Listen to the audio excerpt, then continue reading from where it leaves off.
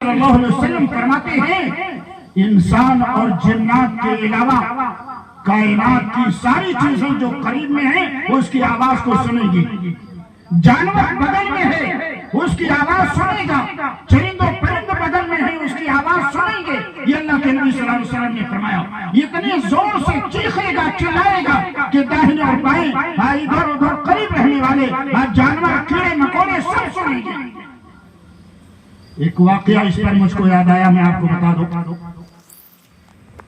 علامہ ابن تیمیہ رحمہ اللہ کے پاس ایک آدمی آیا, کہا حضرت بہت بڑے امام ہیں, کئی صدیوں پہلے کے امام گزرے ہیں. ان کے پاس ایک آدمی آیا, کہا امام صاحب فلاں جگہ ایک قبر ہے, وہاں جانور ایسے جانور کو لے جایا جاتا ہے جس جانور کا پیخانہ بند ہو گیا ہو, وہاں لے جانے کے بعد وہ جانور ٹھیک ہو جاتا ہے, اس کا پیخانہ اتر جاتا ہے. علامہ ابن تیمیہ رحمہ اللہ نے کہا ایسا نہیں ہو سکتا.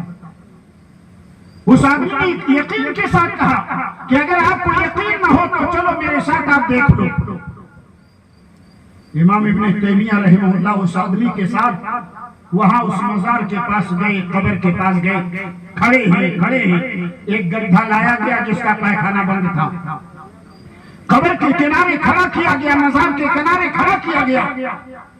تھوڑی دیر کے بعد کیا ہوتا ہے, اس کا پیخانہ بڑی تیزی کے ساتھ چھر نکلنے لگتا ہے. علامہ ابن تیمیہ رحمہ اللہ حیران ہو جاتے ہیں, غور و فکر کرنے لگتے ہیں یہ ماجرا کیا ہے. تھوڑی دیر غور و فکر کرنے کے بعد کہا میری سمجھ میں بات آئی. نبی کائنات جناب محمد رسول اللہ صلی اللہ علیہ وسلم نے فرمایا ہے کہ جب مردہ کو قبر کے اندر عذاب دیا جاتا ہے, اس کے چیخنے, چلانے, رونے, گڑگڑانے کی آواز کو انسان اور جنات کے علاوہ کائنات کی ساری وہ چیز سنتی ہے جو اس کے قریب رہتی ہے. اس مردے کو جو دفن کیا گیا ہے اسے عذاب دیا جا رہا ہے, اور اس کے چیخنے اور چلانے کی آواز کو سن کر کے یہ جانور خوف زدہ ہو جاتے ہیں اور ڈر کے مارے پیخانہ اتر جاتا ہے. یہ اصل وجہ ہے قبر والے کا کرشمہ نہیں ہے, اس کی قدرت اور طاقت نہیں ہے, بلکہ قبر والے کو عذاب دیا جا رہا ہے اور وہ چیختا اور چلاتا ہے. اس کے چیخنے اور چلانے کی آواز کو سن کر کے جانور خوف زدہ ہو جاتا ہے. انسان کو دیکھیے, ڈر کے مارے بہت سارے لوگوں کا بسا اوقات پیخانہ اور پیشاب ہو جاتا ہے.